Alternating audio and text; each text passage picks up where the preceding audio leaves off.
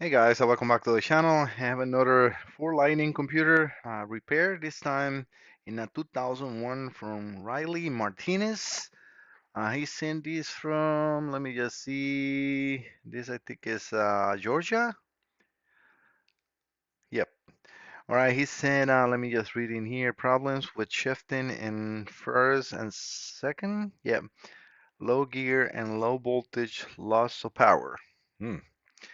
All right, so this is not a common problem on this. This is I guess, a no, uh, not a problem with the starting. All right, so I have everything ready connected. I have, again, the signals in here and my signal in there, instrument cluster, not married to the computer yet, because I want to do the my checked. I mean, I take in consideration your notes, obviously, because it's your concern, but I want to reproduce here and I want to make sure that indeed the computer works. I do see some markings on this computer. Not familiar with that. Hopefully you guys can see that in there. Some markings on the microprocessor in there with the number and this sticker. So this has the VIN number of the car. It says it's a 2000. In his notes, it says 2001. Let me just make sure I'm saying that right. Mm, Riley Martinez, problem with shifting. I guess, I don't know. Maybe it's a 2000. And these are the last digits of the VIN CA61386. Reading that without my glasses, so take that with a grain of salt. All right, so let's turn this on. And yes, the computer indeed is running. We can see coil activation, and we should probably see um, RPMs. Not probably. We're seeing RPM, so the computer is running perfectly. This has not a problem with the normal long cranking or anything like that. So let's do an auto scan. Make sure that we can communicate because that is very important for me in order to try to reproduce signals and um, activate a computer, right? But it is this indeed running. I can see the RPMs. Hmm, taking a little longer to read. Oh, I didn't read the main number. Okay, that's no good. Hmm, I don't like that. I'm gonna have to connect my oscilloscope to see the communication lines, even though I don't think it's a problem with communication because usually when we have a problem with communication on the SPC signals, the mileage will not be read, even though this is not the mileage of the car, this is the mileage on the cluster. But when there is no communication, which is the same, right? It will be only the ashes in there. All right, let's do something else. Let's try to do a manual selection. In this case, you have to go here. Let me just go a little slow on the top-down Phoenix Max, and I think this is all the top-down platform. It's a little hard to understand because you got auto scan and a scan. I mean, they're all scanned. So, but yeah, if you want to manual select manufacturer, this is how you go. So American, right? The select Ford and see if we can read the computer because if the bin is not programmed or something is not right, will that will create the same problem. So manually select. Let's do model year. Let's do 10. And we're going to do obviously Ford F-150 5.4, not duty. So right here, 2000 F Super Duty. Make sure. Okay, let's select this one right here. PCM control module. The ignition is on. Again, I'm doing this very generic, and we can try to do. Well, it looks like a did connect. Let me see. PID active command service module ID. See if we can read the module ID because this is weird. Motor part tag version date 2000 XL3 FAG. Let me see. I don't have that on that tag that they put, on this label. So let me just flip this over like this, or even put it here. Gonna have to get my glasses on me. Software level, we will not be able to see that, but then the module part number XL3FAG, it does not match with anything on this label that they put. It looked like it was calibrated in 8/1/2023. Okay, this does not match any of here. I mean, the LX3F does match. Well, actually, it does. XL3F AG. XL3F AG. So that is correct. All right, so let me see. Take my glasses on because when I do this, the microphone goes too high. Read DTC pit data monitor. Let me see if we can read continuous. Theft detected. Of course, we have not connected that to the computer. Thunder temperature, capture position sensor, transmission range sensor, height. All right, so this is a code. Let me save this report. I need to put something. Reily, at least so I know this is his.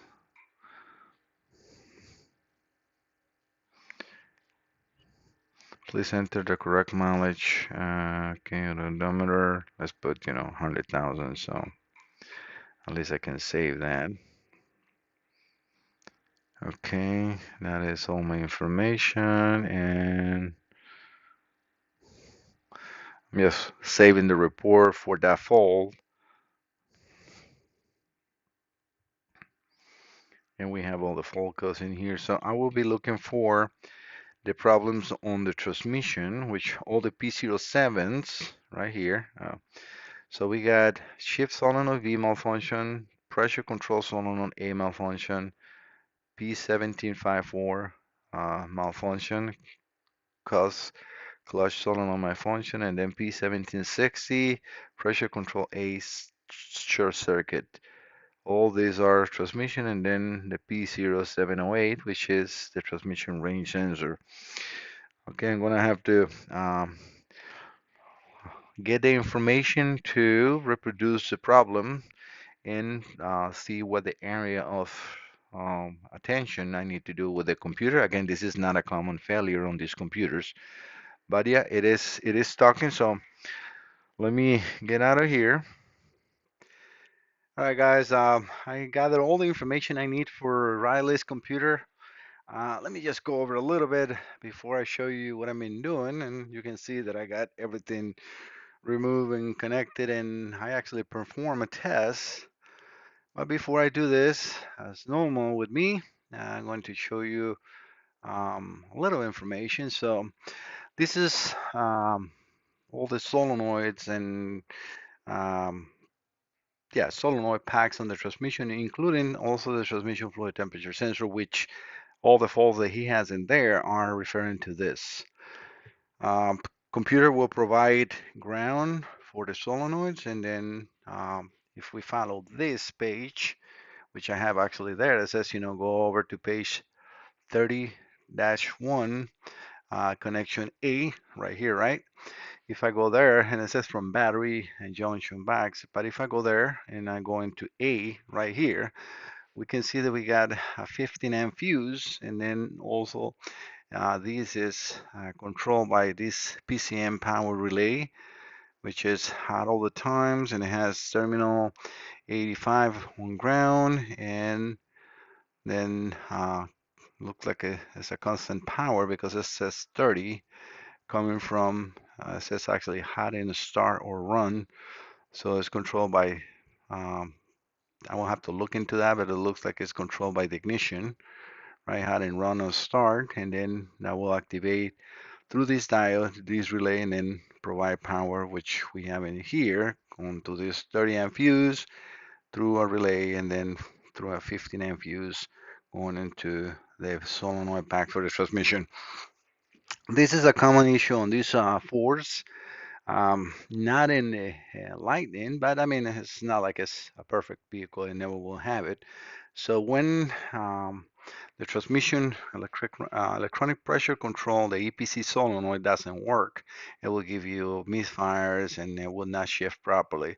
So the easiest way to do this is to actually disconnect this and see if the codes 1747 and 1760 goes away.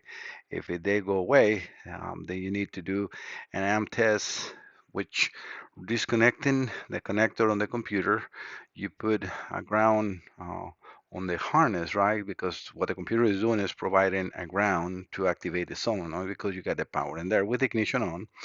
You would provide a ground through a multimeter and an amp clamp, right? I will recommend to do an amp clamp because if the solenoid is shorted internally in the transmission and it's more than 10 amps, it will blow your multimeter fuse. These should draw in between 2.5 amps to 5 amps. That is considered normal, and that all depends also on the transmission temperature and so on. And you can check all the solenoids like that, because if we see here, they're all being powered by the same fuse, right, or relay, and then commanded through the PCM. So based on experience, and it's not that it cannot be the computer, the one that gets damaged if one of those solenoids is actually indeed bad, and the problem doesn't get corrected on time, it can bend, it can sorry damage the drivers inside the computer. Most of the times, what we have seen through years and experience is transmission internal wiring harness. It gets damaged, or the engine harness, right, going into the PCM. Let me just see what else I want to show. I think that's it. So on here, I just completed the test on Riley's computer, and it passed 100%. So these two IC that we can see here, let me get something to point. So right here, these two, this is for the EPC, and this is for the rest of solenoids. As you can see, everything shows up in green, and you're going to say, well, um, what that tells us. Well, this is my curve tracer. This is from Ucore Electronics. It's a very good curve tracer. It's the UCE CT220S for those that wants to get it. I don't sell it. I tried to actually do it because I believe in the tool, but the company didn't want, so it wasn't, I mean, too cooperative to establish a business relationship. And all I can do is just recommend that you go and buy it directly from there, from them. But they're good. I mean, it's a good tool. I have actually two, and I keep one in the shop and one in here because I can also, in the mechanic shop, I can use this in the mechanic shop when I want to check something quickly and make sure that everything is fine. All right, so I'm going to rerun the test so you can see what I do is I just go into auto test. This will put uh, wherever I start. So let me just start in the first point. You see now that whatever I click in here, all these test points are populated different. You see how the X is moving? You see that all is different test points. And I can see a magnification on the top where I am that tells me so I can see that better. So when I'm in auto test, all I'm going to do is follow the same test that that is telling me, and all I gotta do is touch in here. I'm gonna have to look into the microscope because again my vision is not the best, but I'm going to just touch in here. So look at that, you see it's right in that corner. So we had that, and make sure that you see there is still just an arrow right there, right? But if I touch here, this is gonna give me an audible warning and a green or a red. All right, so that pass. Now, if we go here, we can see that green as a pass and it move over to the next one, right? So I'm going now to focus you in the computer, and then I'm going to just keep moving. So you can see that that one passed, and now also the waveform is different, and that passes too. Going into the next one, and that pass. Going on the next one, pass, pass, pass, and pass. All right, so now we can see that it populated all this side of the IC green. That means all the circuit to ground, all the internal, because if it's diodes, just anything in the pattern between that ground and the component is all checking the same. And this is safe from a known good computer. I got plenty of these computers that I can check in here. And like I said, this is not a common failure in the computer unless, again, like I said, is a bad solenoid and the owner or the car keeps trying and trying to use it as it is, and the problem doesn't get corrected, and it can end up damaging the computer. But yeah, as you can see, I can follow up. Let me finish this one in here. So I'm going to now on the other side, and we can see now is that's being populated. So let me finish this one with you guys.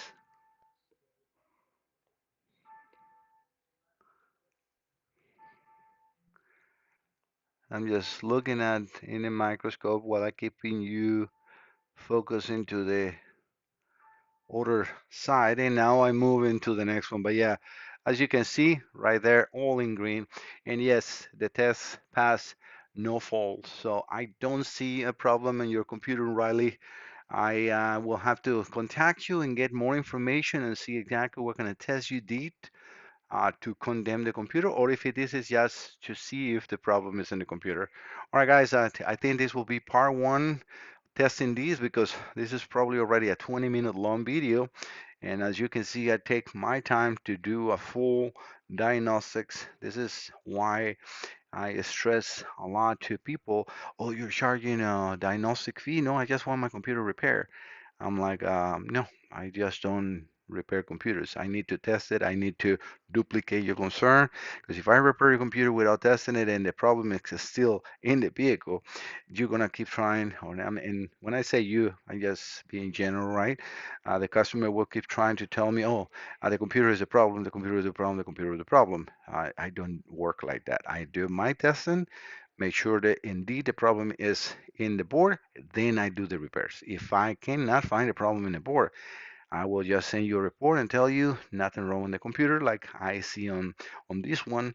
I don't understand why I cannot read the bin number, but the computer is running, the car is running. I don't see a problem, and I will not try to correct something that is not a problem. If it's the car is working, is reading, I can read it with the scanner. That's all the computer, sorry, the customer in the vehicle cares. I'm fine with that as well. All right, guys, thank you so much for visiting the channel. Don't forget to subscribe. See you next time. Bye bye.